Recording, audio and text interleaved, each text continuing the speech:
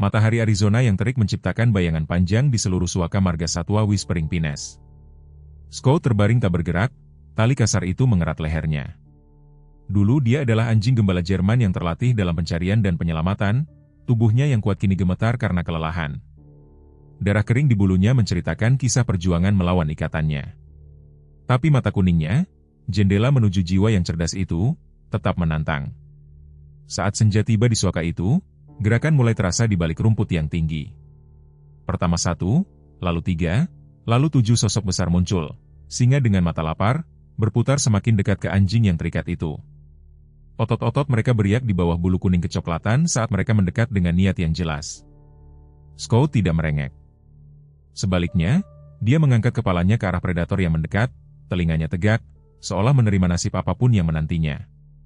Apa yang terjadi selanjutnya akan mengguncang fondasi dari semua yang kita kira kita ketahui tentang batasan antara manusia dan hewan.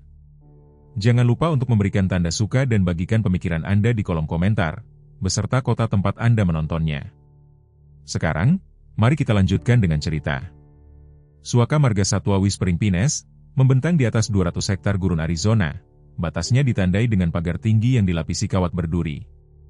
Apa yang dimulai 30 tahun lalu sebagai proyek yang penuh semangat untuk Martha Thornton telah berubah menjadi daya tarik wisata yang menguntungkan di bawah manajemen suaminya, Richard. Suaka itu menampung puluhan hewan eksotis, banyak yang diselamatkan dari kepemilikan ilegal, yang lain dibiarkan di penangkaran.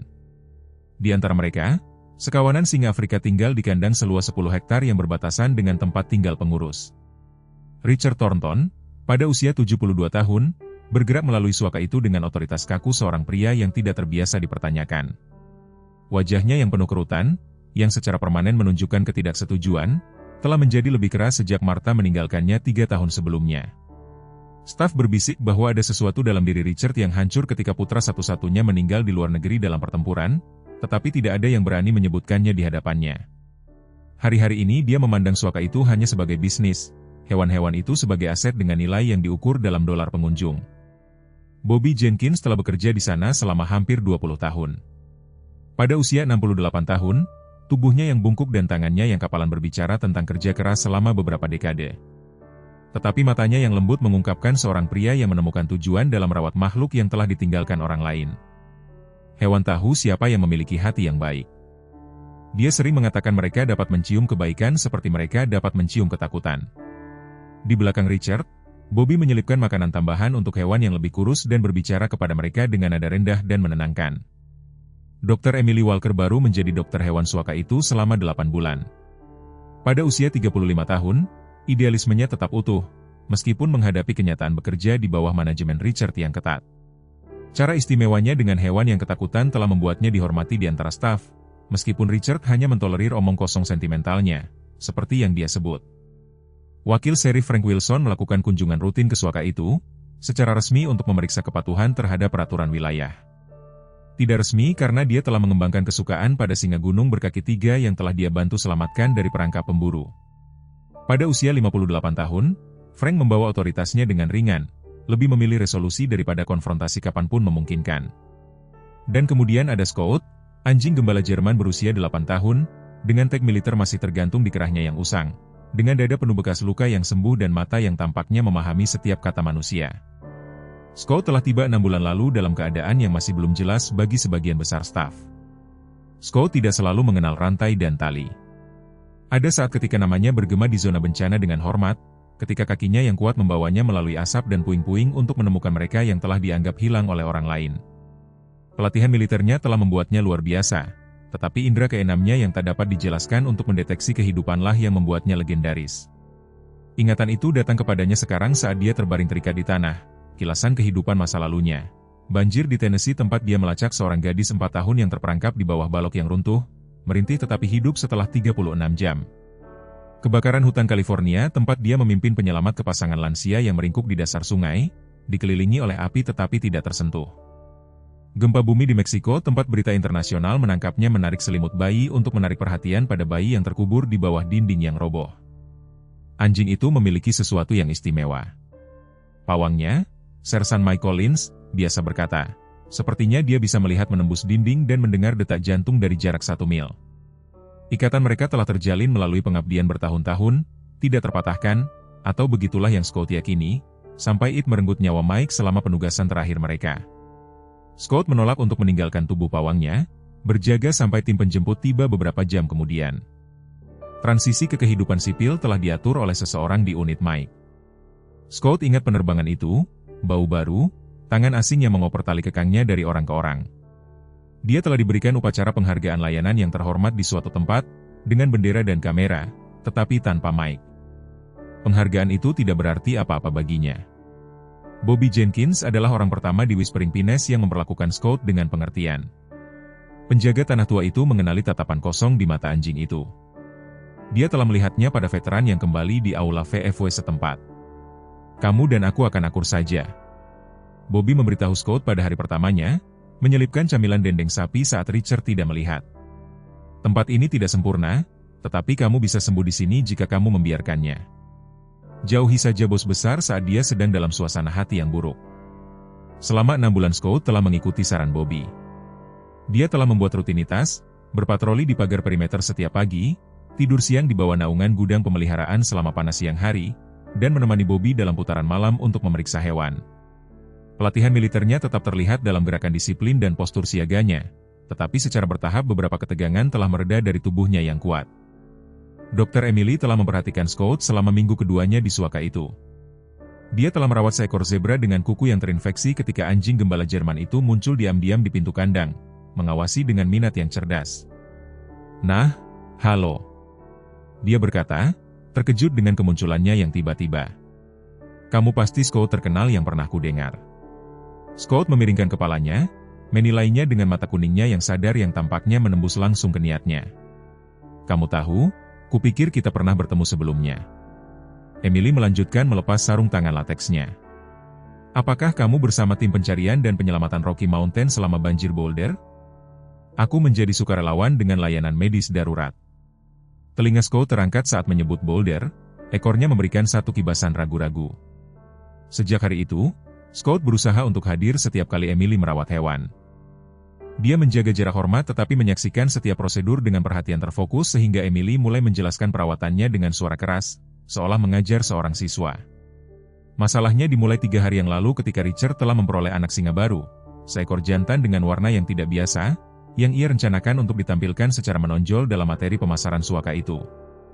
Keadaan akuisisi tetap tidak jelas. Dokumen telah diproses setelah jam kerja tanpa pemeriksaan kesehatan adat Dr. Emily. Bobby menemukan anak singa itu terkunci dalam kandang transportasi yang terlalu kecil untuk kenyamanan, tersembunyi di bagian belakang gudang pasokan. Anak kucing kecil itu dehidrasi, cakarnya kasar karena mondar-mandir di atas kisi-kisi logam. Ini tidak benar. Bobby bergumam, mengisi mangkuk air dan menyelipkannya melalui jeruji. Tidak peduli apa kata bos, setiap makhluk pantas mendapatkan kesopanan dasar. Scott, yang telah mengikuti Bobby dalam putarannya, menggeram rendah di tenggorokannya saat melihat anak singa yang menderita itu, suara yang belum pernah didengar Bobby darinya sebelumnya. Aku tahu, nak, aku juga tidak menyukainya. Bobby menghela nafas, menepuk kepala Scott. Tapi kita harus pintar tentang ini. Richard telah mencari alasan untuk menyingkirkanmu sejak kejadian dengan tur sekolah ketika kamu tidak mau mengikuti perintahnya. Tetapi keesokan paginya, Richard memberikan tur pribadi kepada calon investor. Ketika mereka berhenti di gudang pasokan, Scott membuntuti Bobby, di dekatnya membantu penjaga tanah membawa peralatan. Dan inilah akuisisi terbaruku. Richard mengumumkan dengan megah, memperlihatkan kandang tempat anak singa itu sekarang berbaring, lesu, hampir tidak menanggapi gangguan itu. Bulu perut putih sempurna, sangat langka. Begitu dia dewasa, dia akan menjadi pusat program pembiakan kami.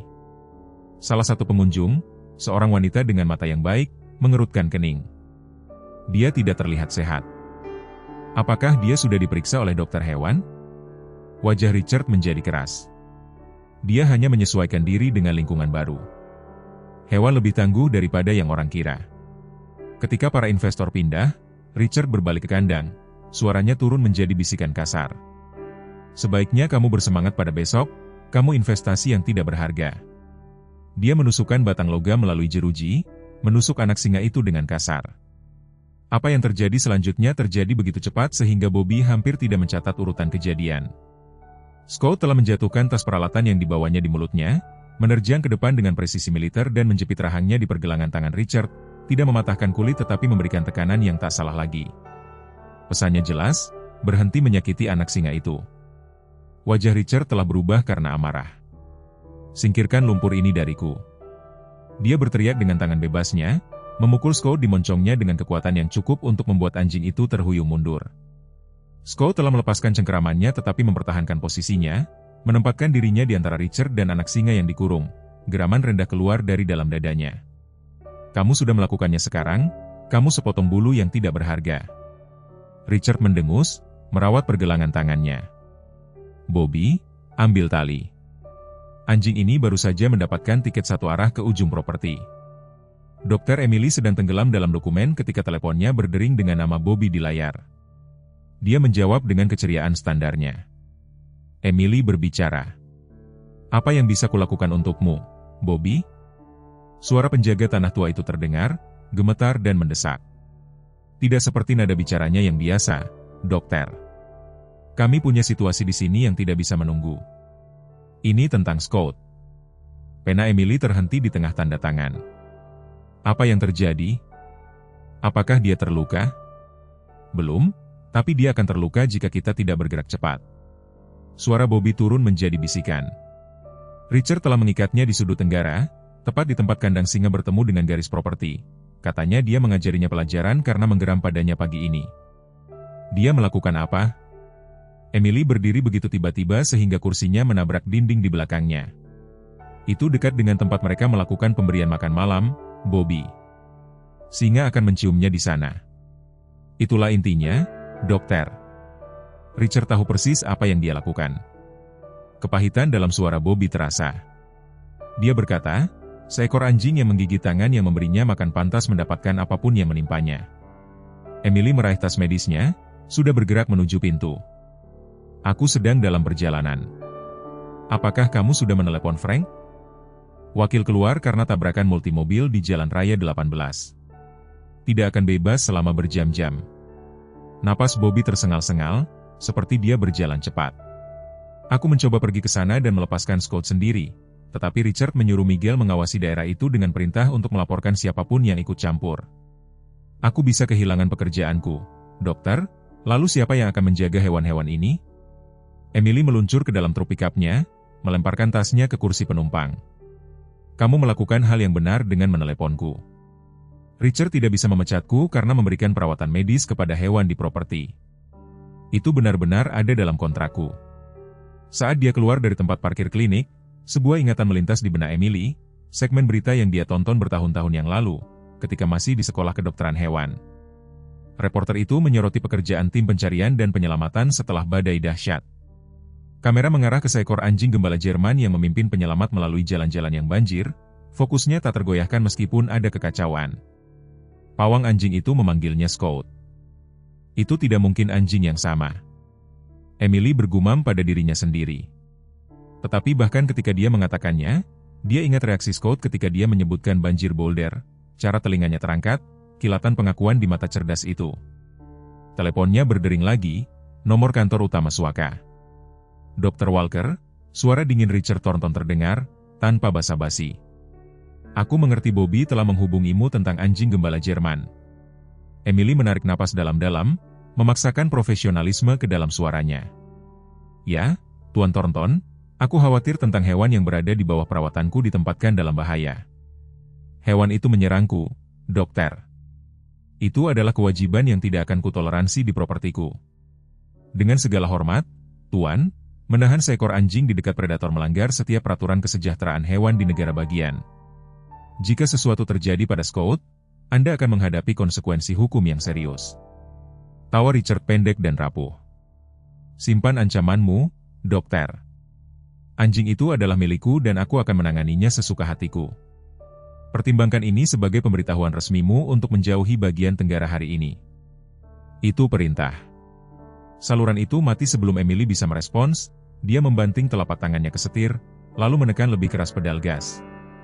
Badai debu sedang terjadi di Cakrawala, jenis yang dapat mengurangi jarak pandang menjadi 0 dalam hitungan menit. Emily tahu dia perlu mencapai Suaka itu sebelum menghantam. Saat gerbang yang sudah dikenalnya terlihat, Dia memperhatikan kabut kuning kecoklatan yang tidak menyenangkan mendekat dari barat.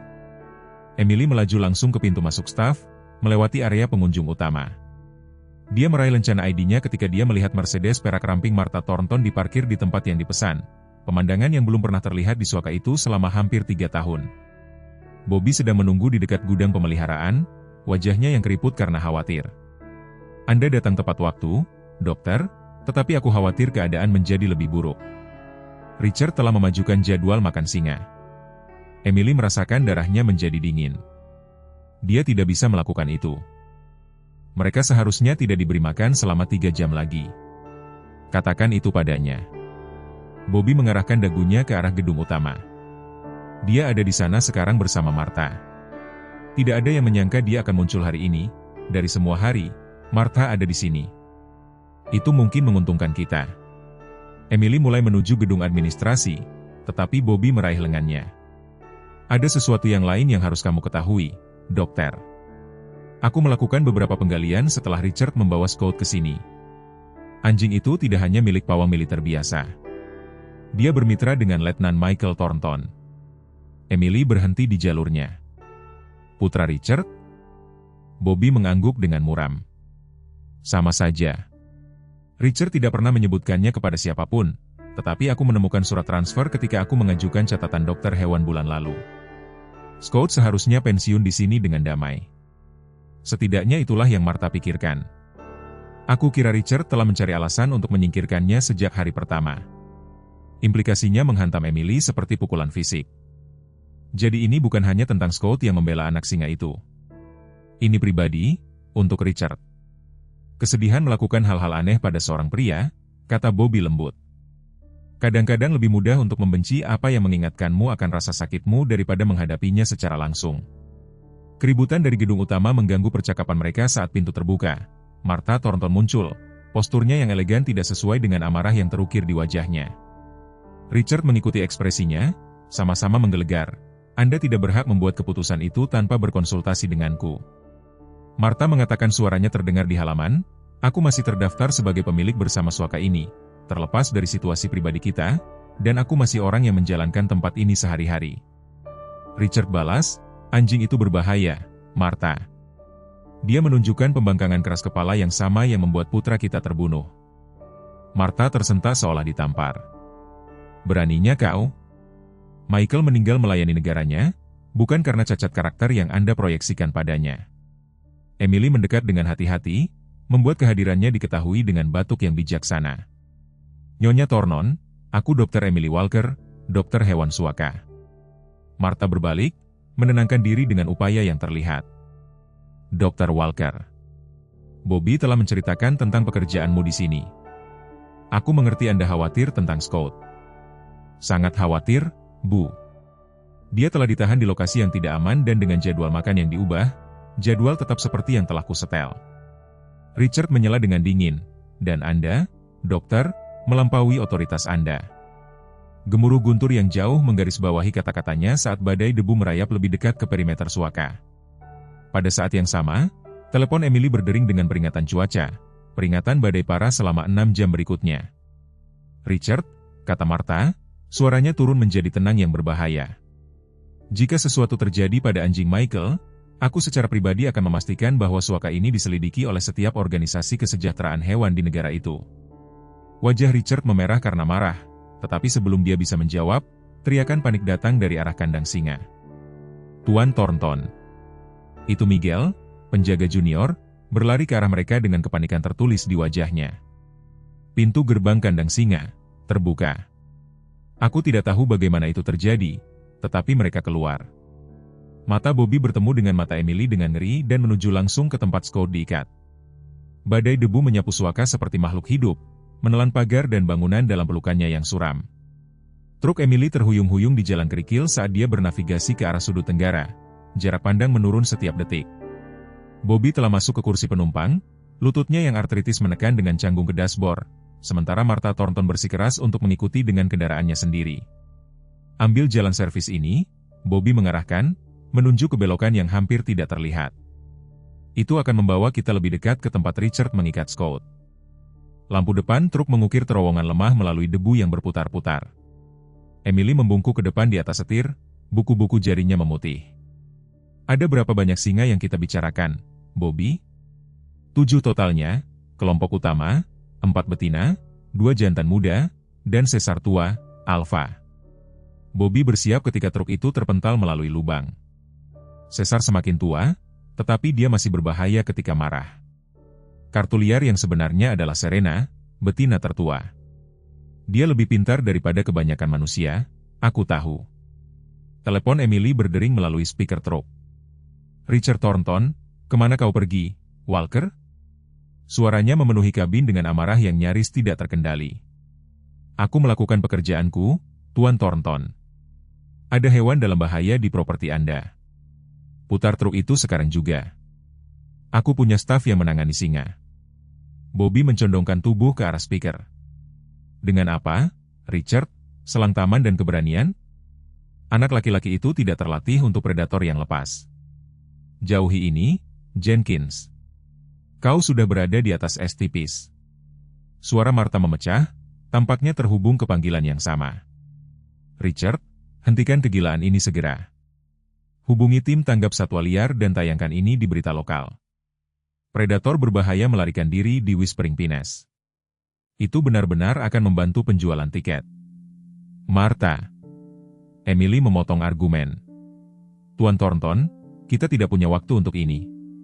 Kita punya badai debu yang menerjang, kau punya 7 predator puncak yang lepas dan seekor hewan yang terikat di jalannya. Ini bukan lagi tentang egomu atau reputasi suaka itu.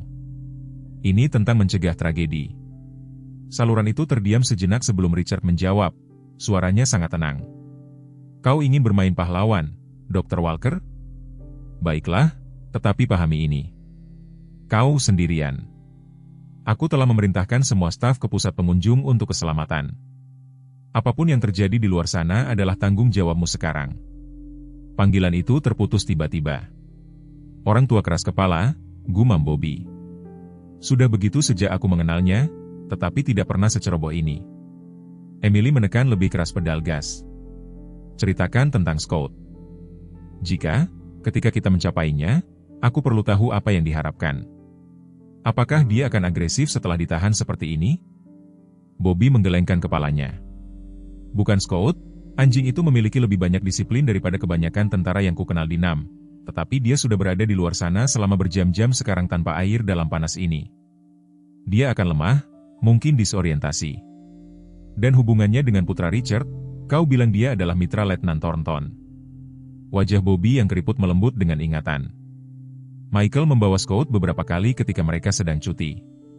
Kau tidak pernah melihat ikatan seperti itu antara manusia dan hewan, seperti mereka bisa membaca pikiran satu sama lain. Setelah Michael terbunuh, Martha mengatur agar Scout pensiun di sini. Aku pikir dia melihatnya sebagai menjaga sepotong putranya tetap hidup.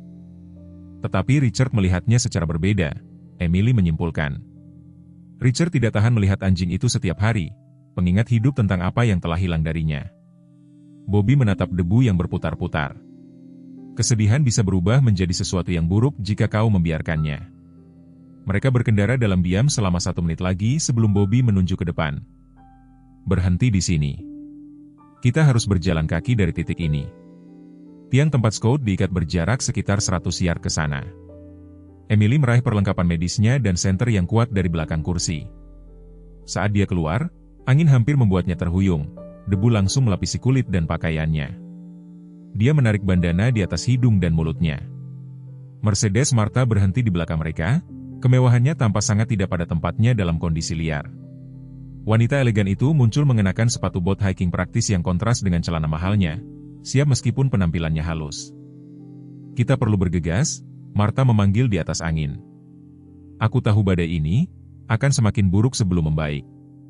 Ketiganya bergerak maju dalam kelompok yang erat, sinar senter Emily menembus debu. Jarak pandang telah turun menjadi kurang dari 20 kaki, mengubah suaka yang sudah dikenal menjadi lanskap asing. Dengarkan, kata Bobby tiba-tiba, mengangkat tangan. Di atas lolongan angin terdengar suara lain, geraman dalam dan bergemuruh yang tampaknya berasal dari mana-mana dan tidak dimanapun sekaligus. Singa, bisik Martha tidak perlu. Emily menyapu senternya dalam busur yang lebar, tidak menangkap apapun kecuali debu yang berputar-putar, Sampai di sana sepasang mata reflektif berkedip sebentar sebelum menghilang. Mereka mengelilingi kita, kata Bobby, suaranya luar biasa stabil. Tetap dekat dan terus bergerak maju. Tidak ada gerakan tiba-tiba. Jantung Emily berdebar kencang di dadanya saat mereka melanjutkan maju dengan hati-hati. Geraman tumbuh lebih sering, kadang-kadang diselingi dengan suara kaki berat di tanah kering. Di sana dia, Martha terengah-engah tiba-tiba, menunjuk ke depan. Sinar senter menemukan Scout masih terikat ke tiang logam yang biasanya menopang rambu pendidikan tentang flora gurun. Anjing gembala Jerman itu berdiri meskipun kelelahannya jelas, posturnya waspada saat dia menghadap keluar ke arah badai. Bahkan ditahan dan diancam, dia mempertahankan sikap seorang prajurit di posnya, dan di sekelilingnya, hampir seperti penjaga sendiri, ada 3 singa betina tidak menyerang tetapi diposisikan dalam segitiga lepas dengan Scout di tengah. Aku tidak percaya, Bobby menghela napas. Mereka tidak memburunya di sana? Dia berjuang untuk menemukan kata yang tepat menjaganya. Emily mempelajari pemandangan itu, minat profesional untuk sesaat mengesampingkan ketakutannya. Bukan hal yang aneh bagi spesies yang berbeda untuk membentuk ikatan yang tidak biasa di penangkaran, tetapi ini adalah raungan yang menggelegar, memotongnya ketika sosok besar menjulang keluar dari debu. Sesar, singa jantan, surainya yang gelap, dikumpulkan dengan kotoran dan puing-puing dari badai. Dia mendekati kelompok singa betina, perhatiannya tertuju pada manusia. Jangan lari, Martha memperingatkan dengan suara pelan. Apapun yang Anda lakukan, jangan lari. Sesar maju selangkah lagi, otot-ototnya menggembung terlihat di bawah mantel kuning kecoklatan. Emily merasakan kakinya gemetar dengan naluri utama untuk melarikan diri, tetapi dia mempertahankan posisinya di samping yang lain. Lalu sesuatu yang luar biasa terjadi.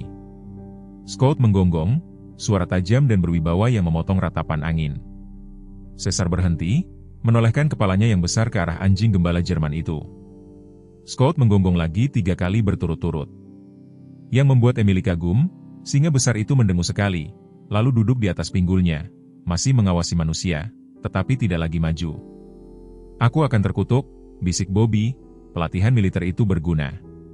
Ini bukan hanya pelatihan, kata Martha lembut.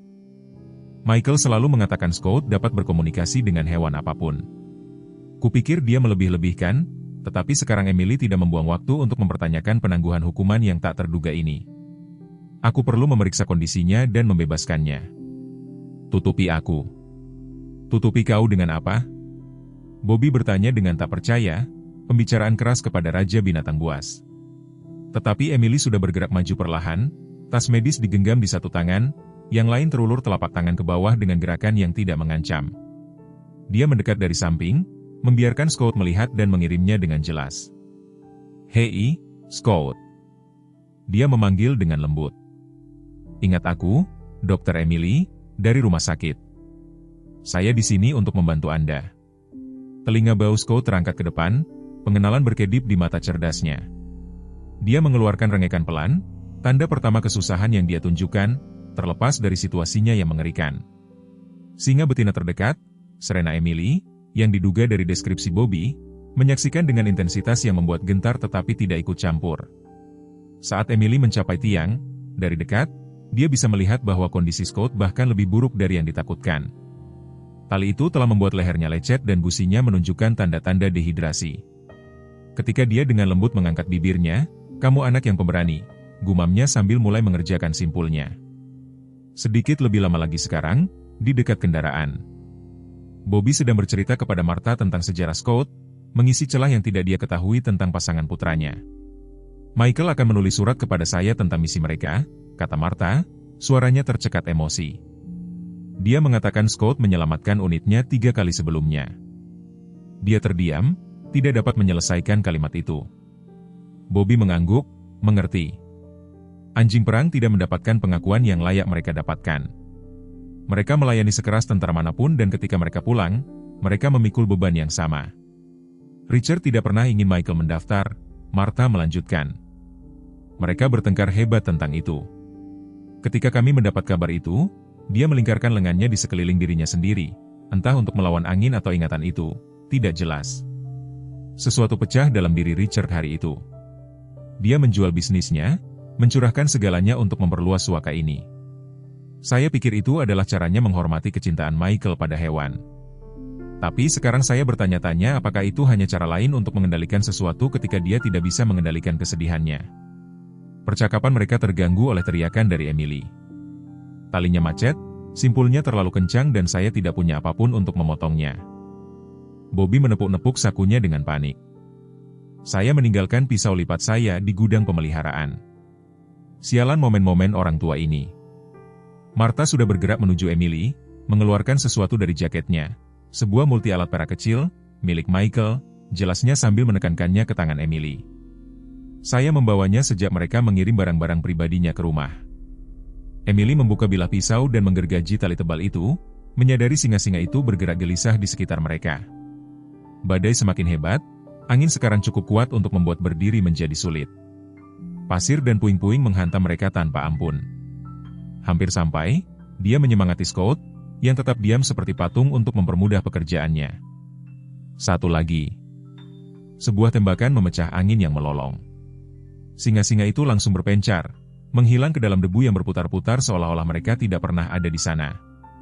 Tubuh Scott menegang di bawah tangan Emily, pelatihan militer terlihat dalam kewaspadaannya, menjauh dari hewan itu. Suara Richard Thornton terdengar melalui badai, diikuti oleh sosoknya yang muncul dari awan debu, senapan di bahunya. Dua staf suaka mengapitnya, tampak sangat tidak nyaman dengan situasi itu. Martha bergerak untuk berdiri di antara suaminya dan yang lainnya. Letakkan senjatanya, Richard. Kamu membuat situasi berbahaya menjadi lebih buruk. Aku menyuruh kalian semua untuk menjauh, kata Richard, suaranya tenang yang menakutkan, terlepas dari kekacauan di sekitar mereka.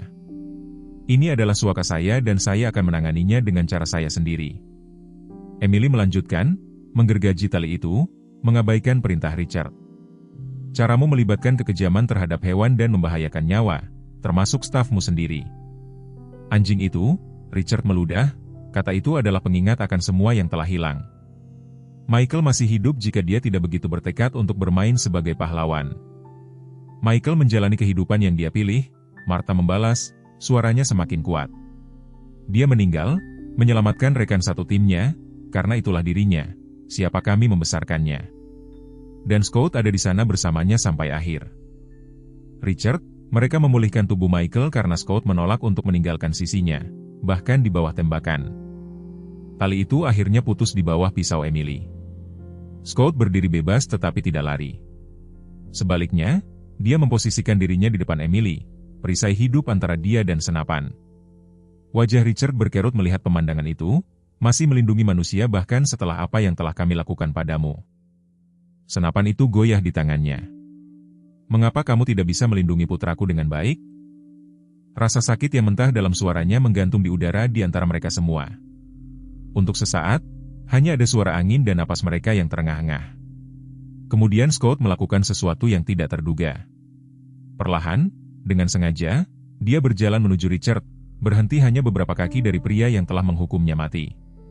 Gembala Jerman itu duduk, posturnya sempurna terlepas dari kelelahannya, dan menatap Richard dengan apa yang hanya bisa digambarkan sebagai kasih sayang. Dia tidak menyalahkanmu, kata Bobby pelan, menyaksikan momen itu. Anjing tidak menyimpan dendam seperti kita, Richard. Wajah Richard hancur, kemarahan yang kaku menyerah pada sesuatu yang lebih rentan. Senapan itu diturunkan secara bertahap. Momen itu hancur oleh panggilan panik melalui radio, yang dijepitkan ke salah satu ikat pinggang anggota staf, penting bagi setiap staf di Sektor 4. Kami mengalami banyak pelanggaran pagar akibat kerusakan badai. Ulangi, perimeter terganggu di Sektor 4 dan 5. Richard kembali memperhatikan. Bagaimana dengan para pengunjung? Semua diamankan di gedung utama, jawab suara berderak. Tapi kami mendapat laporan setidaknya 3 singa bergerak menuju jalan raya. Implikasinya langsung dan menyadarkan. Singa yang lepas di dekat jalan umum dapat menyebabkan tragedi bagi manusia dan hewan. Masa depan suaka, kebebasan Richard dan, yang paling penting, nyawa tak berdosa berada dalam bahaya. Emily menatap Scott, yang sudah waspada, telinganya ke depan, seolah mengerti krisis itu. Terlepas dari semua yang telah dia alami, dia mengenali kesiapan dalam posturnya, anjing pekerja yang bersemangat untuk melakukan apa yang dia latih. Richard, katanya, membuat keputusan yang mungkin menyelamatkan mereka semua. Scott bisa melacak mereka. Richard menatapnya dengan tidak percaya. Dalam badai ini, tidak mungkin. Tidak untuknya, kata Martha, kepercayaan diri baru dalam suaranya. Michael mengatakan Scott bisa melacak melalui apapun, banjir, api, atau badai pasir. Itulah yang dia latih. Bobby mengangguk setuju. Aku pernah melihatnya menemukan seorang anak hilang yang tersesat dari kelompok tur musim semi lalu. Menemukannya dalam 10 menit ketika 15 anggota staf tidak bisa. Richard memandang dari istrinya ke dokter hewan, ke anjing yang pernah menjadi teman terdekat putranya. Badai mengamuk di sekitar mereka, situasinya memburuk dari menit ke menit, dan dengan itu kendali Richard yang dibangun dengan hati-hati. Jika singa-singa itu mencapai jalan raya, salah satu anggota staf mulai dengan cemas. Mereka akan ditembak di tempat oleh patroli jalan raya. Richard selesai dengan muram. Dia menatap Scott lagi, benar-benar melihatnya, mungkin untuk pertama kalinya. Bisakah kamu benar-benar menemukan mereka, nak? Scott berdiri, menepis debu dari bulunya dan mengeluarkan gonggongan tunggal yang jelas. Emily dengan cepat menilai kondisi Scott dengan mata profesional. Dia butuh air dan idealnya pemeriksaan medis yang tepat, tetapi dia tampak bertekad, seperti Michael, kata Richard pelan, perjuangan mengurasnya. Selalu begitu bertekad. Martha mendekati suaminya dengan hati-hati, meletakkan tangan di lengannya. Biarkan Scott membantu, Richard. Itulah yang Michael inginkan, kedua dunianya bekerja bersama. Richard ragu-ragu. Puluhan tahun kepahitan, berperang dengan kebutuhan mendesak saat ini.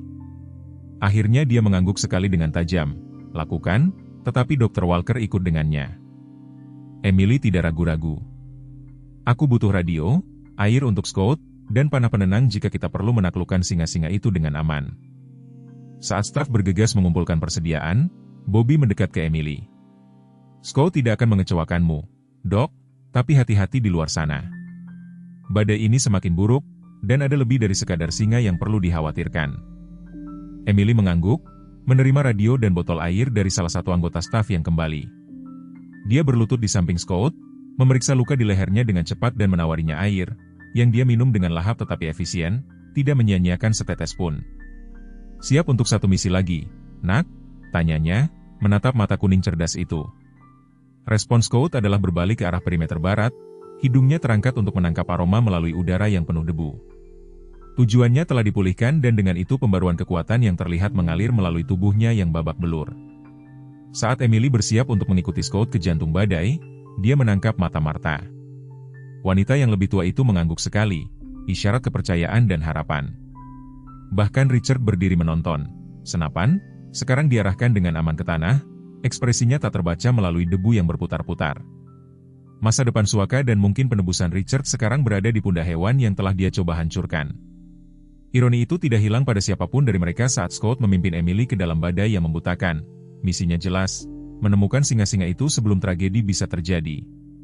Dunia telah menyempit menjadi terowongan debu yang berputar-putar, sosok coklat Scott hampir tidak terlihat beberapa kaki di depan. Saat dia menavigasi kekacauan dengan keyakinan yang tak tergoyahkan, Emily berjuang untuk mengimbangi. Bandananya sekarang basah kuyup oleh keringat dan kondensasi dari napasnya yang terengah-engah. Radionya berderak dengan pembaruan intermiten dari pusat komando, sebagian besar tidak dapat dipahami oleh statis dan angin yang melolong. Scott bergerak dengan tujuan baru, pelatihannya mengesampingkan ketidaknyamanan fisiknya. Luka mentah di sekitar lehernya, tempat tali itu menggores, mulai mengeras. Tetapi Emily tahu infeksi akan terjadi tanpa perawatan yang tepat. Tetap saja tidak ada yang bisa menghentikan sekarang, tidak dengan nyawa yang dipertaruhkan. Penting untuk Dr. Walker, radionya berteriak, suara Richard menembus gangguan. Pelacakan satelit menunjukkan badai semakin hebat di atas posisimu. Apakah kamu menerima? Emily menekan tombol bicara. Aku menerima. Kami melanjutkan pengejaran. Scott punya arah.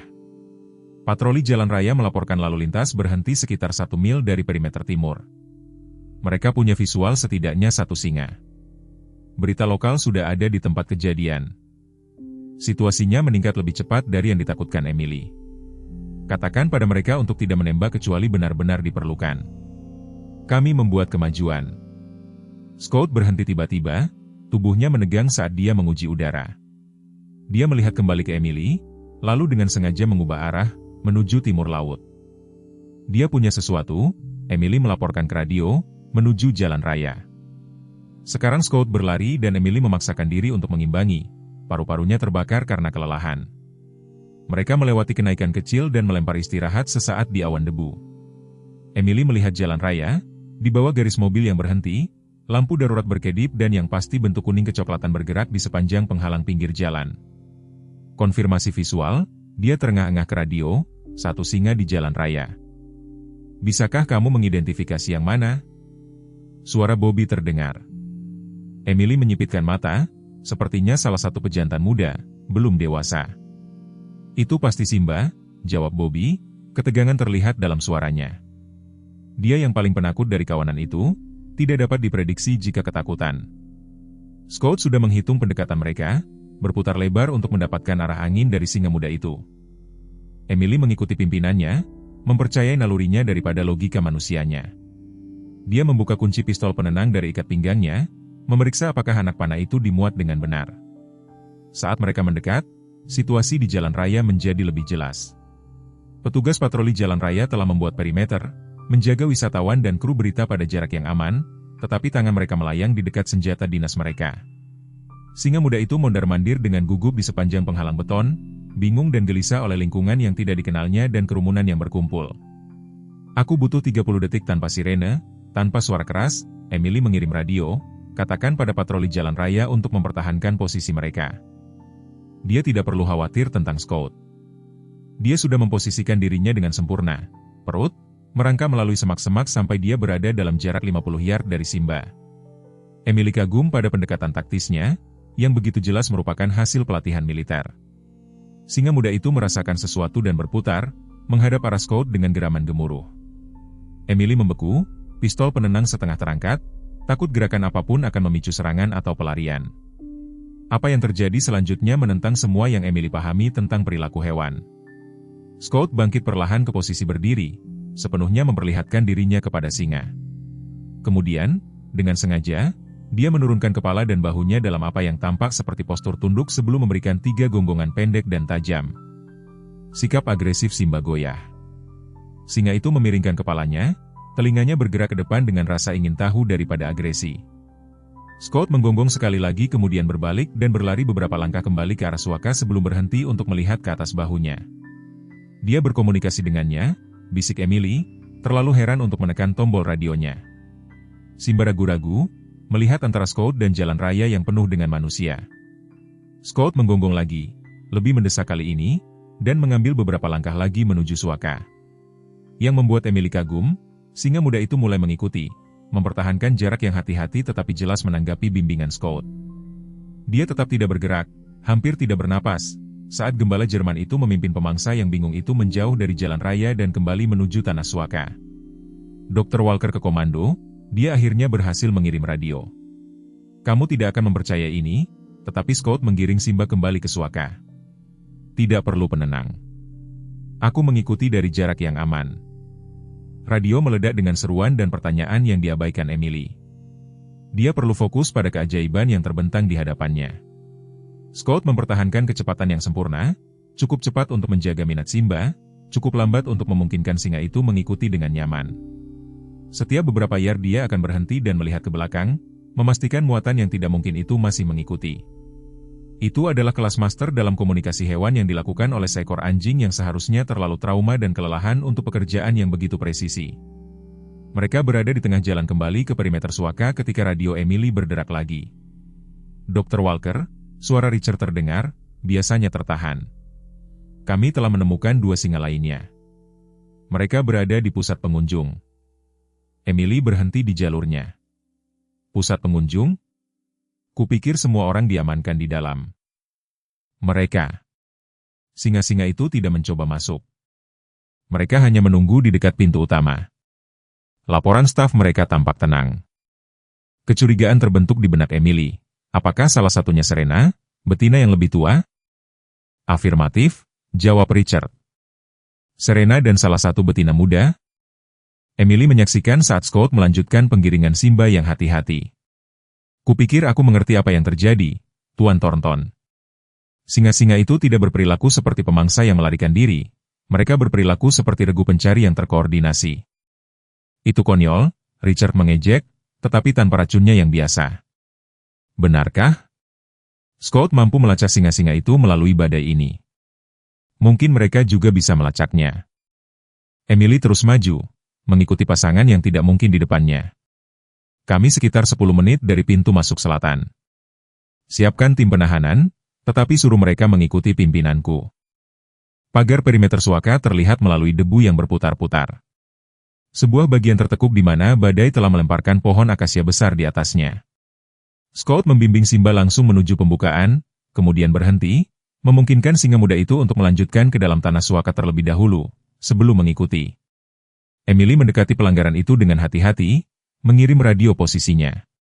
Dalam beberapa menit, 2 kendaraan suaka tiba, anggota staf dengan hati-hati mengerahkan penghalang portabel untuk mengamankan pembukaan begitu Simba aman melewatinya. Satu selesai, 2 lagi, Bobby memanggil dari salah satu kendaraan, Martha berkoordinasi di pusat pengunjung. Richard juga ada di sana. Emily naik ke kendaraan, bersyukur bisa keluar dari angin yang menghukum. Scott melompat ke sampingnya tanpa diminta.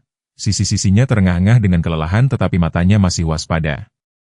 Kamu anjing yang hebat, Emily memberitahunya, menawarkan botol airnya. Scott minum dengan penuh syukur sebelum menetap di lantai, tubuhnya menempel di kakinya seolah untuk meyakinkannya akan kehadirannya. Perjalanan ke pusat pengunjung memakan waktu lebih lama dari biasanya, kendaraan merangkak melalui jarak pandang 0. Ketika mereka akhirnya tiba, pemandangan di hadapan mereka luar biasa. 2 singa betina duduk dengan tenang di pintu masuk utama, mengabaikan wajah-wajah heran yang menempel di pintu kaca dari dalam. Aku terkutuk, bisik Bobby. Mereka benar-benar mencarinya. Scott ceria melihat singa betina itu mengeluarkan rengekan lembut. Ketika Emily membuka pintu kendaraan, dia segera melompat keluar, mendekati kucing-kucing besar itu dengan percaya diri. Serena, betina yang lebih tua, bangkit untuk menemuinya dan untuk sesaat yang mendebarkan Emily takut dia telah salah menilai situasi sepenuhnya. Tetapi Serena hanya menyentuhkan hidungnya ke Scott dengan isyarat yang hampir seperti sapaan, sebelum berbalik ke arah pintu masuk layanan yang sekarang terbuka di mana Richard dan Martha berdiri menonton dengan tidak percaya. Siapkan penenangnya, Richard memerintahkan salah satu anggota staf, tangannya mencengkeram tiang penangkap dengan erat. Tunggu, Emily memanggil, mengangkat tangannya. Mari kita lihat apa yang terjadi. Scott memimpin kedua singa betina itu menuju pintu masuk layanan, mempertahankan kecepatan yang bermartabat terlepas dari kelelahannya. Kucing-kucing besar itu mengikuti dengan kelembutan yang mengejutkan, mata mereka tertuju pada gembala Jerman seolah-olah dia adalah alfa mereka yang tidak mungkin. Richard mempertahankan posisinya saat prosesi mendekat, buku-buku jarinya memutih di sekitar tiang penangkap. Martha meletakkan tangan lembut di lengannya. Percayalah padanya, Richard. Percayalah pada anjing Michael. Scott berhenti beberapa yard dari manusia, memposisikan dirinya di antara mereka dan singa betina dalam sikap pelindung yang jelas. Dia menatap langsung ke Richard dan dalam tatapan itu ada tantangan yang melampaui spesies, tuntutan untuk pengakuan, untuk rasa hormat selama beberapa detak jantung. Tidak ada yang bergerak. Badai mengamuk di sekitar mereka, tetapi di ruang kecil antara manusia dan hewan itu, waktu tampak berhenti. Kemudian Richard melakukan sesuatu yang tidak diharapkan siapapun. Dia menurunkan tiang penangkap dan mengambil satu langkah maju. Kerja bagus, prajurit, katanya, suaranya kasar karena emosi. Postur Scott sedikit rileks. Dia mengeluarkan gonggongan tunggal, yang tampaknya mengkomunikasikan sesuatu kepada singa betina, yang tetap tenang meskipun dekat dengan manusia. Dokter. Walker, kata Richard, tanpa mengalihkan pandangannya dari Scott, bagaimana kita bisa dengan aman mengembalikan kucing-kucing ini ke kandang mereka? Emily bergerak maju perlahan, sikap profesionalnya kembali sekarang karena krisis langsung berlalu. Gerbang kandang masih terbuka. Jika Scott bisa memimpin mereka ke sana, kupikir mereka akan mengikuti. Kau pikir? Richard mengangkat alis. Ini bukanlah situasi yang tercakup dalam sekolah kedokteran hewan, Tuan Thornton, jawab Emily, tetapi ya, saya pikir mereka akan mengikutinya. Mereka telah melakukannya sejauh ini. Richard mengangguk sekali dengan tajam, lakukan. Dengan tim staf mengikuti dari jarak yang terhormat, Scott memimpin prosesi melalui suaka. Kedua singa betina itu berjalan di belakangnya, sesekali melirik manusia tetapi tidak menunjukkan agresi. Simba sudah diamankan dan laporan radio mengkonfirmasi bahwa anggota kawanan lainnya telah kembali ke kandang mereka sendiri. Badai mulai mereda pada saat mereka mencapai habitat singa. Jarak pandang meningkat cukup untuk melihat gerbang terbuka dan bentuk bayangan dari singa-singa lain yang menunggu di dalam. Scott berhenti di ambang pintu, melihat kembali ke Emily seolah mencari konfirmasi. Tidak apa-apa, nak, dia meyakinkannya. Pekerjaan selesai dengan baik. Scott memberikan gonggongan otoritatif yang lain dan Serena menanggapi dengan suara gemuruh jauh di dadanya sebelum berjalan dengan menyesal melewatinya ke dalam kandang. Betina muda itu mengikuti dan staf suaka dengan cepat mengamankan gerbang di belakang mereka. Hanya ketika kunci terakhir berbunyi pada tempatnya barulah Scott akhirnya membiarkan kelelahannya terlihat. Kakinya gemetar terlihat dan dia merosot ke tanah. Sisi-sisinya terengah-engah dengan setiap napas yang berat. Emily bergegas ke sisinya, pelatihan medisnya mengambil alih saat dia dengan cepat menilai kondisinya. Dia ambruk, dia mengumumkan. Adrenalinnya habis dan dia sangat dehidrasi. Aku harus segera membawanya ke klinik. Richard telah menyaksikan pemandangan itu terbentang dengan ekspresi yang tak terbaca. Sekarang dia melangkah maju, berjongkok di samping anjing yang kelelahan itu. Apakah dia akan berhasil? Emily menatap matanya secara langsung. Itu tergantung pada apakah kamu masih bertekad untuk membunuhnya. Keheningan tegang mengikuti pertanyaannya yang belak-belakan. Martha bergabung dengan mereka, berlutut di tanah di samping Scott, tanpa menghiraukan pakaiannya yang mahal. Dia membelai kepalanya dengan lembut, dia menyelamatkan suakamu hari ini, Richard. Dia menyelamatkan kita semua. Richard memandang gembala Jerman itu, benar-benar memandangnya, mungkin untuk pertama kalinya, melihat bukan hanya pengingat yang menyakitkan akan putranya yang hilang, tetapi hewan luar biasa yang dicintai putranya. Berikan dia apapun yang dia butuhkan, dokter, katanya akhirnya. Jangan hemat biaya. Dua anggota staf membawa tandu dan mereka dengan hati-hati mengangkat Scott ke atasnya. Saat mereka membawanya menuju klinik, Richard berjalan di samping Emily.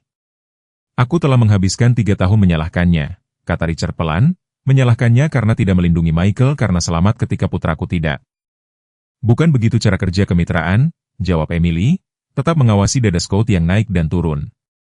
Mereka saling melindungi, tetapi terkadang misi menjadi yang utama. Kupikir Michael akan bangga dengan bagaimana Scott tampil hari ini. Richard mengangguk, otot bekerja di rahangnya. Martha ingin tinggal untuk membantu menjalankan suaka lagi. Emily meliriknya ke samping. Apakah itu yang kamu inginkan? Apa yang kuinginkan, kata Richard perlahan, adalah berhenti hidup dengan kemarahan ini. Aku terlalu tua dan terlalu lelah untuk terus membawanya. Mereka mencapai klinik, di mana staf dengan hati-hati memindahkan Scott ke meja pemeriksaan. Emily segera mulai bekerja, memasukkan jalur 4 untuk cairan dan membersihkan luka di lehernya. Maukah kamu memberitahuku? Richard bertanya, mengawasi dari pintu masuk, apa yang terjadi di luar sana dengan singa-singa itu? Kebenarannya, bukan beberapa versi diplomatik. Tangan Emily tetap stabil saat dia bekerja. Sejujurnya aku tidak sepenuhnya memahaminya sendiri, tetapi kupikir Scott mengenali sesuatu dalam diri Serena ketika dia berada di dekatnya sebelumnya. Semacam koneksi, dan dia mengenali sesuatu dalam dirinya juga. Seekor gembala Jerman dan seekor singa betina, kata Richard dengan sedikit skeptisisme lamanya, dua pemangsa, Emily mengoreksi dengan lembut. Dua hewan sosial cerdas yang entah bagaimana menemukan kesamaan. Dia memeriksa tanda-tanda vital Scott, lega menemukan mereka stabil. Hewan lebih kompleks dari yang kita berikan penghargaan kepada mereka, Tuan Thornton. Terkadang mereka menjalin hubungan yang menentang pemahaman kita. Richard mengawasi dalam diam saat Emily melanjutkan merawat Scott. Di luar, badai akhirnya berlalu, meninggalkan keheningan yang menakutkan di belakangnya. Suaka telah selamat, tetapi segalanya telah berubah. Batasan antara tawanan dan penawan, pemangsa dan mangsa telah dikaburkan dengan cara yang tidak dapat diantisipasi oleh siapapun dari mereka. Dan di pusatnya terdapat Scott. Napasnya tumbuh lebih kuat dengan setiap menit yang berlalu. Perjalanannya yang luar biasa belum selesai. Malam telah tiba pada saat Emily menyelesaikan perawatan Scott. Pencahayaan lembut klinik memberikan bayangan lembut di seberang ruang perawatan saat dia menyesuaikan tetesan empatnya dan memeriksa tanda-tanda vitalnya untuk terakhir kalinya. Gembala Jerman itu berbaring di ranjang empuk, dadanya naik dan turun dalam ritme tidur lelap yang kelelahan. Garis merah marah di sekitar lehernya telah dibersihkan, diobati dengan antibiotik, dan dibalut dengan perban ringan. Serangkaian peralatan pemantauan berbunyi lembut, mengkonfirmasi apa yang sudah Emily ketahui. Scott stabil tetapi jauh dari pulih. Kamu harus istirahat juga, dok, kata Bobby dari pintu masuk, wajahnya yang keriput karena khawatir. Kamu telah bekerja tanpa henti selama hampir 12 jam. Emily menggoyangkan bahunya, merasakan ketegangan yang terakumulasi hari itu mengkristal menjadi simpul-simpul rasa sakit. Aku ingin tinggal bersamanya sepanjang malam. Setelah apa yang telah dia lalui, dia seharusnya tidak bangun sendirian. Bobby mengangguk mengerti tanpa perlu penjelasan lebih lanjut.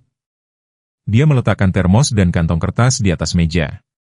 Martha mengirimkan kopi dan sandwich, katanya untuk memberitahumu, itu yang paling bisa dia lakukan. Bagaimana keadaan di luar sana? Tanya Emily, menerima termos itu dengan penuh syukur. Pembersihan sedang berlangsung. Badai menyebabkan cukup banyak kerusakan.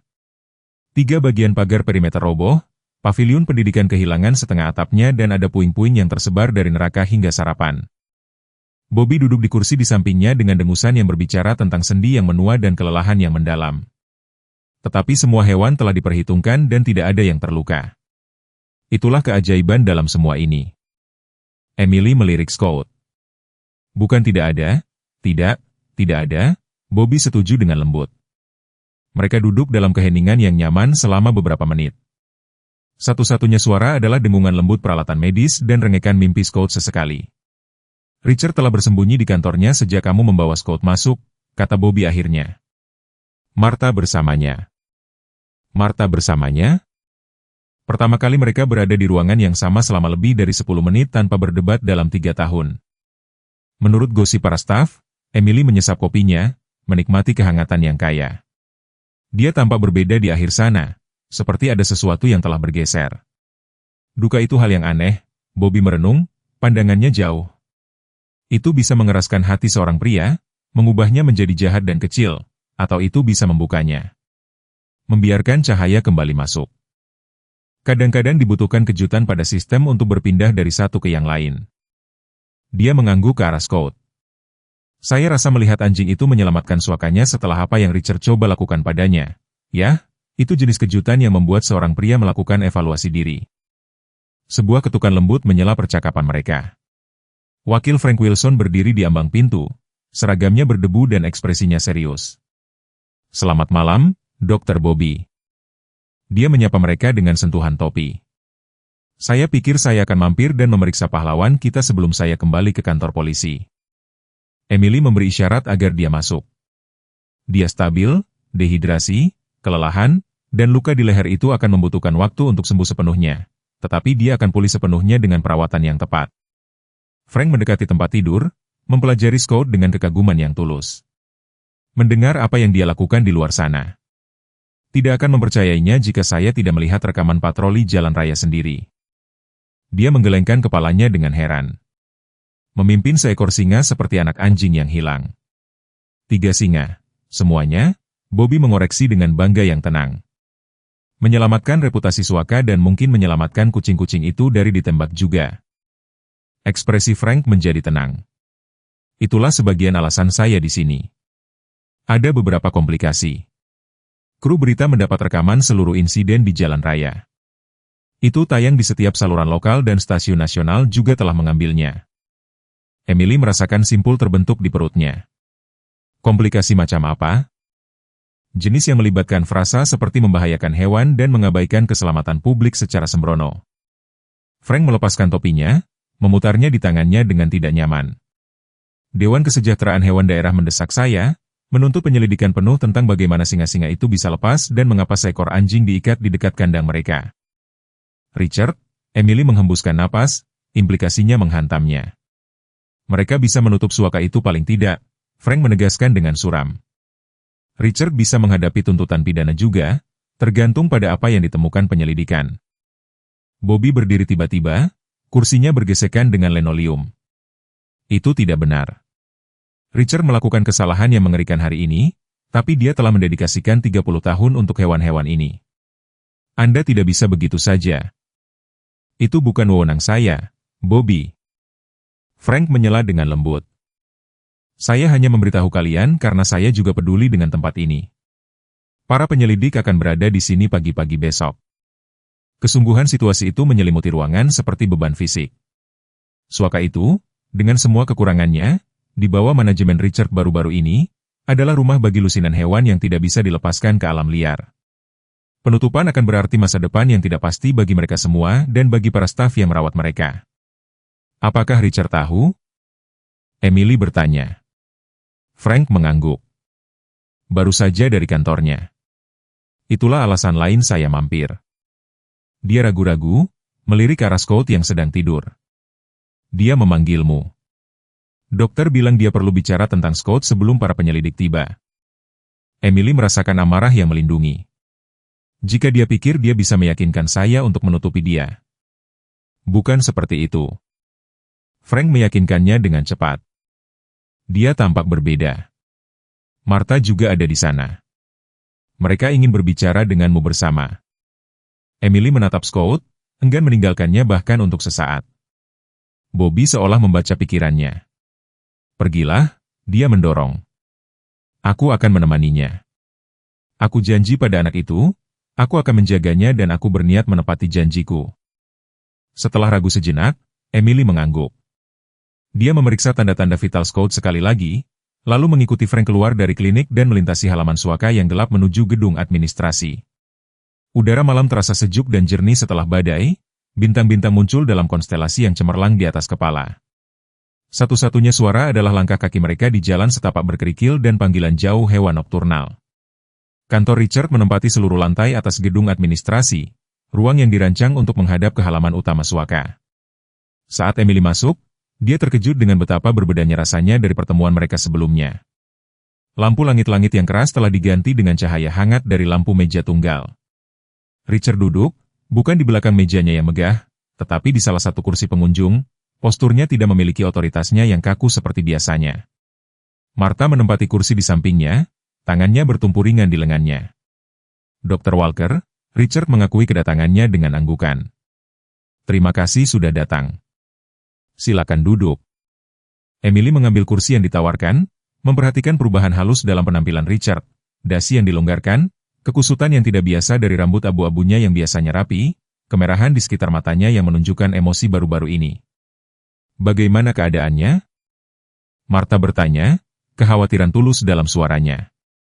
Stabil, jawab Emily. Dia akan membutuhkan beberapa hari istirahat dan perawatan, tetapi dia akan pulih sepenuhnya. Richard berdeham. Saya mengerti dari wakil Wilson bahwa kita menghadapi penyelidikan besok. Ya, Emily menegaskan, mengawasinya dengan hati-hati. Suaka itu bisa berada dalam masalah serius. Saya bisa berada dalam masalah serius, Richard mengoreksi, menatapnya langsung. Mari kita perjelas tentang itu, Dr. Walker. Apa yang terjadi hari ini adalah tanggung jawab saya, keputusan saya. Dia ragu sejenak. Kesalahan saya. Pengakuan itu menggantung di udara di antara mereka, semakin kuat karena ketidakterdugaannya. Martha meremas lengannya dengan lembut. Richard dan saya telah berbicara, Emily. Bolehkah saya memanggilmu Emily? Kami telah membuat beberapa keputusan tentang Scott dan tentang masa depan suaka, tetapi kami membutuhkan bantuanmu.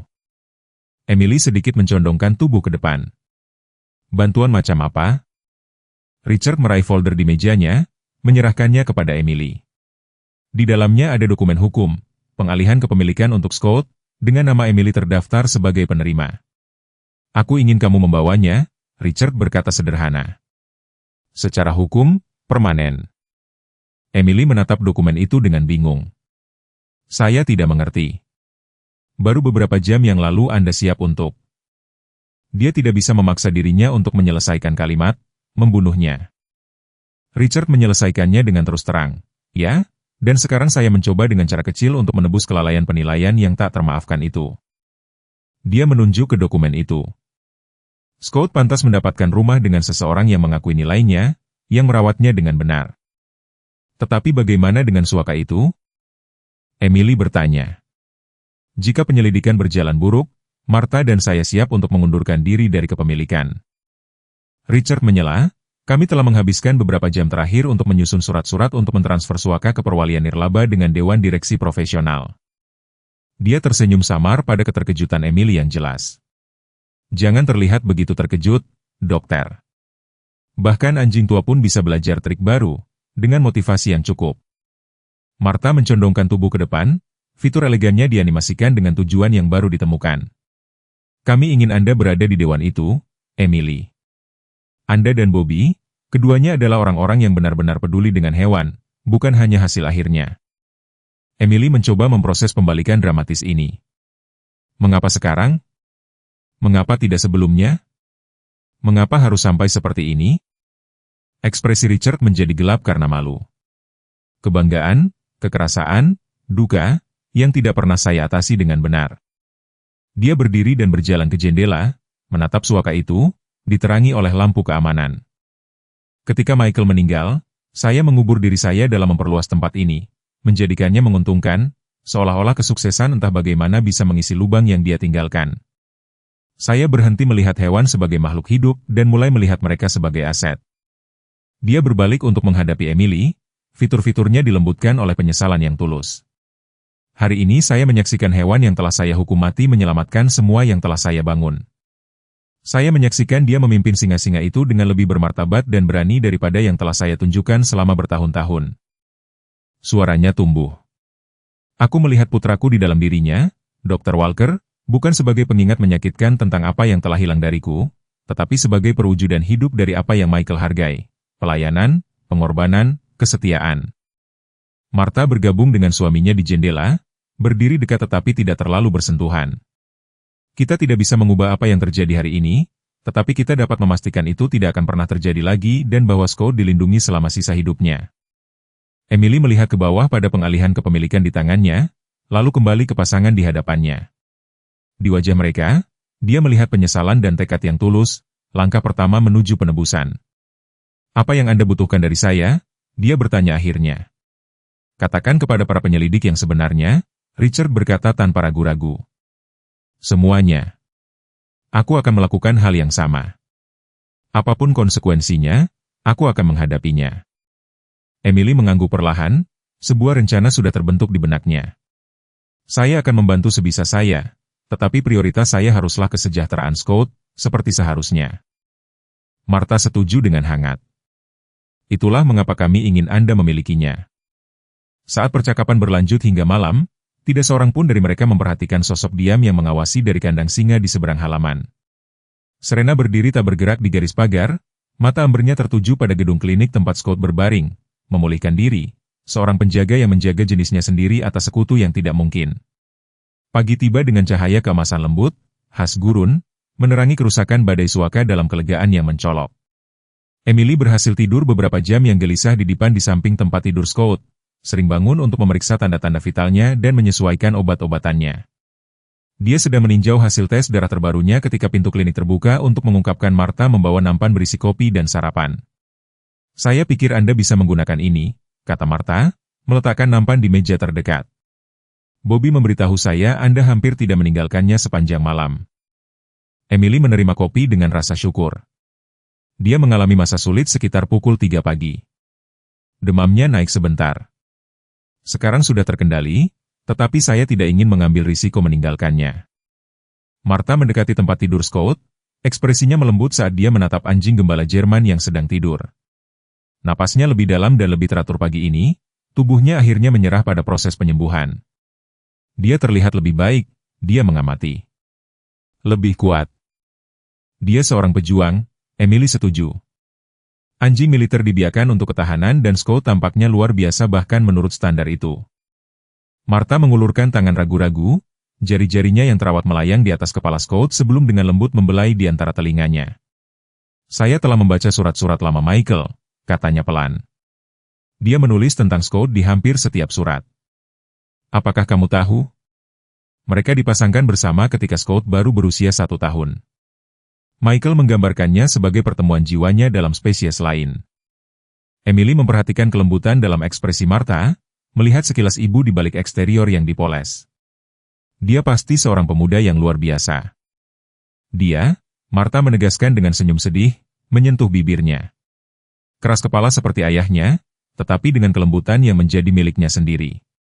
Ketika dia memberitahu kami bahwa dia mendaftar, Richard sangat marah, ingin dia mengambil alih bisnis keluarga. Sebagai gantinya, mereka tidak berbicara selama berbulan-bulan. Jari-jarinya melanjutkan belayan lembut dan berirama pada bulu Scott. Ironisnya adalah bahwa mereka sangat mirip. Keduanya bersemangat tentang keyakinan mereka, keduanya tidak mau mundur ketika mereka percaya mereka benar. Pintu klinik terbuka lagi dan Bobby masuk, bersama wakil Wilson dan dua sosok asing dalam seragam yang disetrika. "Selamat pagi, dokter," Bobby menyapanya, ekspresinya mengirimkan peringatan tak terucapkan. Orang-orang ini berasal dari Dewan Kesejahteraan Hewan Daerah. Mereka ingin mengajukan beberapa pertanyaan tentang peristiwa kemarin. Emily menegakkan tubuh, menghaluskan skrupnya yang kusut. "Tentu saja. Saya mengharapkan Anda." Pejabat yang lebih tua dari keduanya, seorang wanita berpenampilan tegas berusia 50-an dengan clipboard yang dicengkeram di dadanya, melangkah maju. "Dr. Emily Walker. Saya Direktur Patricia Simmons. Ini kolega saya, Inspektur James Morales. Kami sedang melakukan penyelidikan resmi atas beberapa laporan pelanggaran peraturan kesejahteraan hewan dan protokol keselamatan publik." Martha bergerak untuk berdiri di samping Emily, sikapnya beralih dengan mulus ke sikap pemilik bersama suaka. "Saya Martha Thornton. Suami saya juga mengharapkan Anda, tetapi mungkin kita bisa mulai di sini, karena Dr. Walker harus tetap bersama pasiennya." Direktur Simmons berkonsultasi dengan clipboardnya. "Pasien Anda adalah anjing gembala Jerman yang terlibat dalam insiden kemarin?" "Ya," Emily menegaskan. "Scott masih dalam kondisi kritis setelah cobaan yang dialaminya."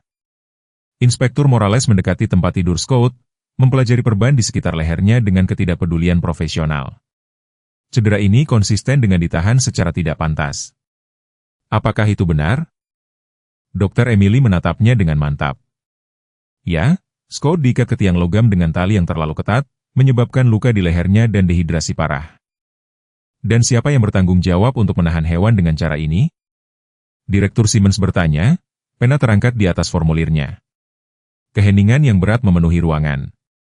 Emily melirik Martha, yang memberikan anggukan yang hampir tidak terlihat. "Richard Thornton," Emily menyatakan dengan jelas.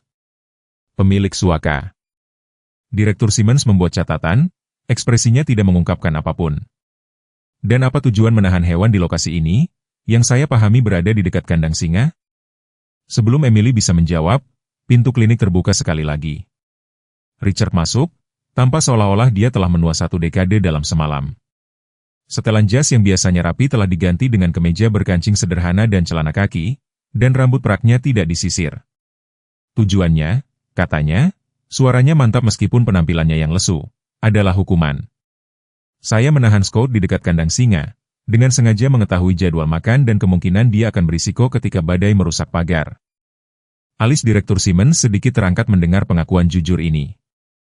"Anda mengakui telah sengaja membahayakan hewan, Tuan Thornton?" "Saya."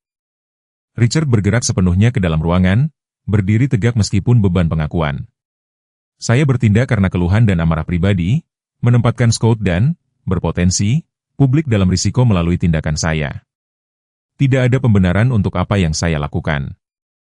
Inspektur Morales bertukar pandang dengan atasannya. "Itu sangat terus terang, Tuan Thornton."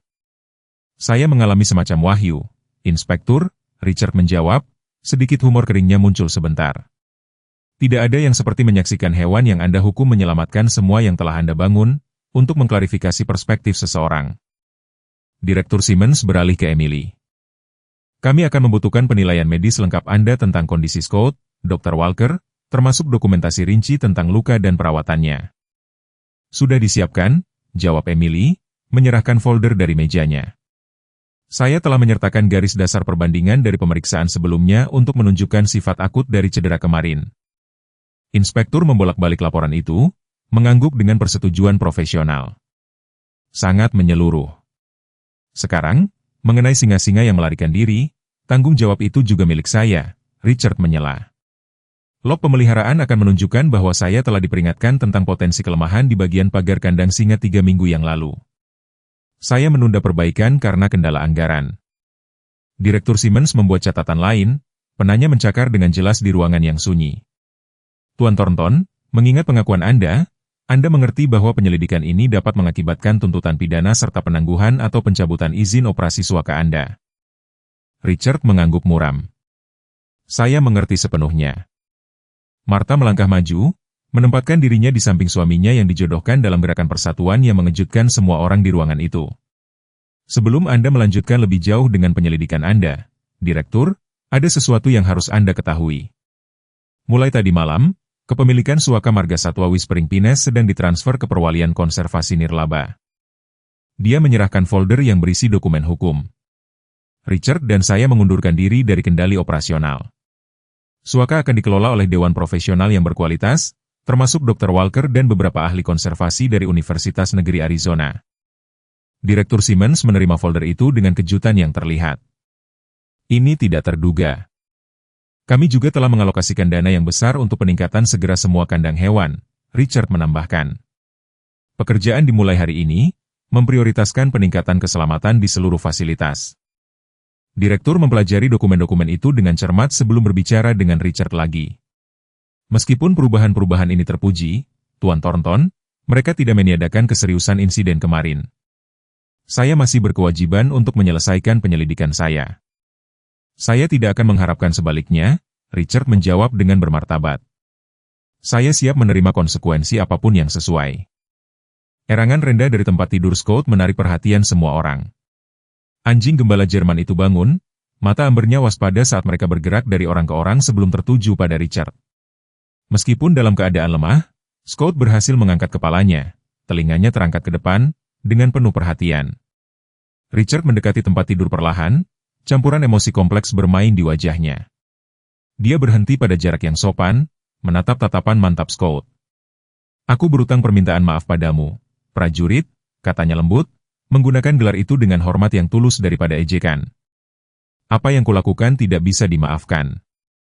Yang mengejutkan semua orang, Scott menanggapi dengan gonggongan lembut dan meregangkan lehernya sedikit, membawa kepalanya lebih dekat ke Richard. Setelah ragu sejenak, Richard mengulurkan tangannya, membiarkan Scott mengendusnya. Anjing gembala Jerman itu menjilat jari-jarinya dengan lembut. Gerakan pengampunan sederhana itu menghantam Emily dengan kekuatan tak terduga, membuat air mata mengalir di matanya. Martha bahkan tidak berusaha menyembunyikan emosinya, menyeka pipinya secara terbuka. Wah, aku akan, Bobby bergumam dari posisinya di dekat pintu. Anjing itu memiliki lebih banyak anugerah di jari kakinya daripada kebanyakan manusia memiliki di seluruh tubuh mereka. Direktur Simmons berdeham, tanpa terpengaruh meskipun sikap profesionalnya. Tuan Thornton, mengingat keadaan ini, saya ingin mengusulkan pendekatan bersyarat. Sementara kita harus menyelesaikan penyelidikan kita, saya berwenang untuk mempertimbangkan resolusi alternatif dalam kasus di mana upaya pemulihan yang tulus sedang dilakukan. Alternatif macam apa? Martha bertanya dengan hati-hati. Masa percobaan untuk Suaka di bawah struktur manajemen barunya, dengan pengawasan yang ditingkatkan dan inspeksi reguler. Tuan Thornton masih akan menghadapi konsekuensi pribadi atas tindakannya, tetapi Suaka itu sendiri dapat terus beroperasi, asalkan semua peningkatan keselamatan diselesaikan sesuai dengan jadwal waktu yang disepakati. Richard mengangguk dengan serius. Itu tampaknya lebih dari adil. Konsekuensi pribadi apa yang akan ditimbulkan? Itu akan ditentukan oleh jaksa wilayah, jawab Direktur Simmons. Tetapi mengingat kerja sama Anda dan tidak adanya pelanggaran sebelumnya, itu kemungkinan akan melibatkan denda keuangan, pelayanan masyarakat, dan mungkin masa percobaan. Aku akan menerima apapun yang diputuskan, kata Richard dengan martabat yang tenang. Saat percakapan berlanjut, Wakil Wilson mendekati Emily, berbicara dengan nada rendah. Ada sesuatu yang harus Anda ketahui, dokter. Kami memulihkan rekaman keamanan dari kemarin, termasuk kamera di dekat tempat Scott diikat. Emily meliriknya tajam. Dan itu menunjukkan sesuatu yang sangat menarik. Wajah wakil yang keriput itu berkerut karena bingung.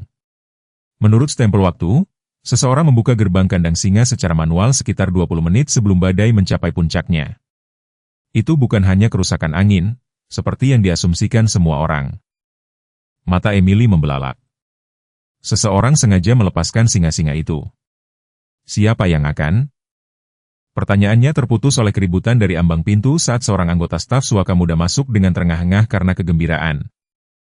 Dr. Walker, Anda harus melihat ini, singa Serena. Dia berada di garis pagar terdekat dengan klinik. Dia berada di sana sepanjang malam, menurut penjaga malam. Keingintahuan mengesampingkan protokol, karena semua orang, termasuk para penyelidik, mengikuti anggota staf keluar. Benar saja, singa betina yang lebih tua diposisikan di tepi kandangnya, fokusnya tertuju pada gedung klinik. Ketika dia melihat kelompok itu muncul, telinganya terangkat ke depan, perhatiannya tertuju pada Scott, yang bersikeras untuk mengikuti. Meskipun Emily memprotes, berjalan dengan goyah di sisi Richard.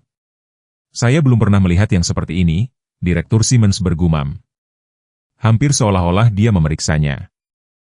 Mungkin, kata Martha lembut. Scott membantu menyelamatkan kebanggaannya kemarin. Hewan-hewan mengerti lebih dari yang kita sadari. Saat mereka menyaksikan, Serena mengeluarkan suara mendengus lembut, vokalisasi yang biasanya dicadangkan untuk sapaan ramah di antara singa. Telinga Scott terangkat dan, meskipun dalam keadaan lemah, dia menanggapi dengan gonggongan bermartabat. Inspektur Morales menggelengkan kepalanya dengan heran. Jika saya tidak melihatnya sendiri. Saat itu terputus oleh anggota staf lain yang mendekati Richard dengan mendesak. Tuan Thornton, kami menemukan sesuatu selama pembersihan yang perlu Anda lihat. Kelompok itu mengikuti saat anggota staf membawa mereka ke gudang pemeliharaan. Di dalam, ditempatkan dengan hati-hati di atas meja kerja, adalah satu set tang pemotong baut dan gantungan kunci perak yang familiar dengan kartu akses ke setiap kandang di Suaka. Ini disembunyikan di belakang lemari penyimpanan, jelas anggota staf. Dan ada ini juga. Dia mengangkat kamera digital kecil. Itu memiliki rekaman dari kemarin, tepat sebelum badai melanda. Richard mengambil kamera, alisnya berkerut. Saat dia menyalakannya dan memeriksa rekaman terbaru, ekspresinya berubah dari kebingungan menjadi keterkejutan. Martha, katanya, suaranya hampir tidak terdengar. Anda perlu melihat ini. Martha bergerak ke sisinya, menyaksikan layar kecil itu. Tangannya terbang ke mulutnya. Ya Tuhan. Emily melangkah lebih dekat. Ada apa? Richard memutar kamera sehingga semua orang bisa melihat. Rekaman itu dengan jelas menunjukkan Martha sendiri mendekati gerbang kandang singa, dengan sengaja membukanya dan membiarkannya sedikit terbuka sebelum berjalan pergi. Semua mata beralih ke Martha, yang berdiri membeku, ketenangannya akhirnya retak. Itu kamu, kata Richard dengan tidak percaya, mewarnai suaranya. Kamu melepaskan singa-singa itu. Ruang konferensi Suaka tidak pernah terasa begitu kecil, meskipun hanya menampung segelintir orang. Martha duduk di kepala meja oval, ketenangannya yang biasanya elegan ditinggalkan saat dia menatap tangannya yang gemetar. Richard berdiri di dekat jendela, menatap halaman tempat kru perbaikan sudah bekerja, memperbaiki pagar yang rusak akibat badai. Emily dan Wakil Wilson menempati kursi di seberang Martha, sementara dua pejabat kesejahteraan hewan berunding dengan suara pelan di ujung meja yang jauh. Scott berbaring di kaki Emily, menolak untuk meninggalkannya meskipun kondisinya lemah. Saya pikir, Wakil Wilson akhirnya berkata, memecah kesunyian yang berat, bahwa sudah waktunya bagi Nyonya Thornton untuk menjelaskan dengan tepat apa yang terjadi kemarin. Martha mendongak, matanya merah tetapi bertekad. Itu tidak direncanakan, jika itu yang Anda pikirkan. Saya datang ke Suaka untuk membahas penyelesaian perceraian kami dengan Richard, khususnya keinginan saya untuk merebut kembali hak kepemilikan sebagian. Dia melirik suaminya yang dijodohkan.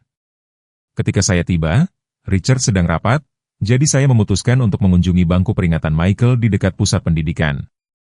Dia berhenti, mengumpulkan dirinya.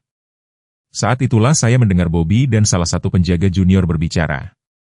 Mereka tidak melihat saya, tetapi saya mendengar segalanya tentang Scott yang diikat di dekat kandang singa, tentang niat Richard. Suaranya sedikit pecah pada kata terakhir. Dan kau memutuskan untuk mengambil tindakan sendiri? Richard menyuplai, nadanya anehnya tanpa tuduhan. Martha mengangguk. Aku tahu menghadapi MU secara langsung tidak akan berhasil. Kau sudah di luar akal sehat ketika menyangkut segala sesuatu yang berhubungan dengan Michael selama 3 tahun terakhir ini. Tapi aku tidak bisa begitu saja pergi, mengetahui apa yang akan terjadi pada Scott. Dia menegakkan tubuh di kursinya, beberapa ketenangannya kembali. Jadi, ya, aku pergi ke kandang singa dan sengaja membiarkan gerbangnya tidak terkunci. Aku tahu badai akhirnya akan membukanya. Harapanku adalah bahwa keributan itu akan memaksa staf untuk memeriksa semua area Suaka, termasuk tempat Scott diikat. Senyum pahit menyentuh bibirnya. Aku tidak pernah membayangkan singa-singa itu benar-benar akan menemukannya, apalagi melakukan apa yang mereka lakukan. Direktur Simmons mencondongkan tubuh ke depan. Nyonya Thornton, sengaja melepaskan predator berbahaya adalah pelanggaran serius, terlepas dari niat Anda. Aku sangat sadar, Direktur, jawab Martha dengan martabat yang tenang. Dan aku siap menerima konsekuensinya, sama seperti Richard. Wakil Wilson menggosok rahangnya dengan berpikir. Jadi kita memiliki satu pemilik suaka yang mengikat seekor anjing di dekat kandang singa dan yang lainnya yang melepaskan singa-singa itu. Model bisnis keluarga yang cukup Anda miliki. Sentuhan humor galau yang tak terduga memecah ketegangan sedikit. Richard benar-benar terkekeh, suara berkarat dan kering yang menunjukkan bahwa sudah lama sejak dia tertawa dengan tulus. 30 tahun pernikahan dan dia masih menemukan cara untuk mengejutkanku, katanya, sesuatu seperti kekaguman yang enggan dalam suaranya. Martha menatapnya langsung. Kita berdua telah melakukan kesalahan yang sangat besar, Richard. Bedanya, aku mencoba menyelamatkan nyawa, bukan mengambilnya. Sindiran itu sangat terasa. Keceriaan sesaat Richard memudar. Dia kembali menghadap jendela, bahunya sedikit membungkuk di balik kemejanya. Pertanyaannya sekarang, setelah Inspektur Morales, adalah bagaimana melanjutkannya. Kita punya dua pelanggaran terpisah, keduanya diakui oleh pihak yang bertanggung jawab. Emily diam selama percakapan itu, fokusnya terbagi antara drama manusia yang terjadi dan kondisi Scott. Sekarang dia berbicara, suaranya membawa otoritas terukur dari profesinya. Jika aku boleh menawarkan perspektif, dia memulai. Apa yang terjadi kemarin tidak diragukan lagi salah di berbagai tingkatan. Baik Richard maupun Martha membuat pilihan berbahaya dan ilegal yang membahayakan hewan dan manusia. Dia melihat ke arah pasangan itu, tetapi aku juga menyaksikan sesuatu yang luar biasa, sesuatu yang menurutku pantas untuk dipertimbangkan. Lanjutkan, dokter, Direktur Simmons menyemangati. Ketika Emily berhenti, aku melihat seekor anjing yang punya setiap alasan untuk menjadi agresif, takut, atau hanya kalah, malah bangkit menghadapi tantangan yang luar biasa. Aku melihatnya berkomunikasi dengan predator dengan cara yang menentang pemahaman konvensional tentang perilaku hewan. Dan yang paling luar biasa, aku melihatnya memberikan pengampunan kepada orang yang telah menghukumnya mati. Tangan Emily jatuh ke kepala Scott, membelai lembut di antara telinganya. Jika Scott bisa menemukan rahmat itu, mungkin kita semua bisa mengikuti contohnya. Scott mendongak saat namanya disebut, mata kuningnya waspada meskipun dia kelelahan, seolah memahami keseriusan momen itu. Dia bangkit dengan goyah dan bergerak ke tengah ruangan, sama jauhnya antara Richard dan Martha. Untuk sesaat dia hanya berdiri di sana, melihat ke arah mereka dengan kecerdasan yang luar biasa yang membuat Emily terkesan sejak pertemuan pertama mereka. Kemudian, dengan sengaja, dia mendekati Richard, pertama menekan moncongnya sebentar ke tangan pria itu, sebelum menyeberang ke Martha dan melakukan hal yang sama. Gerakan sederhana itu membawa beban emosional yang begitu besar sehingga Direktur Simmons pun berkedip, dengan cepat berdeham untuk menutupi reaksinya. Baiklah, katanya dengan cepat, kembali ke papannya, meskipun itu tentu saja mengharukan, kita masih memiliki peraturan untuk ditegakkan. Wakil Wilson bersandar di kursinya, ekspresinya berpikir. Kau tahu, ada prinsip dalam penegakan hukum yang disebut kewenangan diskresi. Pada dasarnya berarti kita dapat mempertimbangkan konteks dan maksud saat memutuskan bagaimana menerapkan surat hukum. Direktur Simmons mengangkat alis. Apa kau menyarankan kita mengabaikan saja pelanggaran ini, Wakil? Tidak sama sekali. Wilson menjawab dengan mudah. Aku menyarankan kita mempertimbangkan pendekatan restoratif daripada pendekatan yang murni punitif. Dia menunjuk ke arah jendela di mana staf suaka dapat terlihat sedang mengerjakan perbaikan. Menutup tempat ini tidak membantu hewan. Mengirim salah satu dari Thornton ke penjara tidak membantu hewan. Apa yang akan membantu adalah memastikan suaka ini beroperasi lebih baik dari sebelumnya. Richard berbalik dari jendela, ekspresinya tidak terbaca. Apa sebenarnya yang kau usulkan, Wakil? Resolusi bersyarat. Wilson menyarankan untuk melihat pejabat kesejahteraan hewan.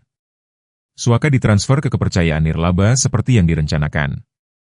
Kedua Thornton membuat restitusi penuh melalui pelayanan masyarakat, khususnya dengan menyumbangkan keahlian mereka untuk meningkatkan standar kesejahteraan hewan di sini dan di fasilitas lain. Inspeksi rutin, transparansi penuh, dan pelatihan wajib untuk semua staf.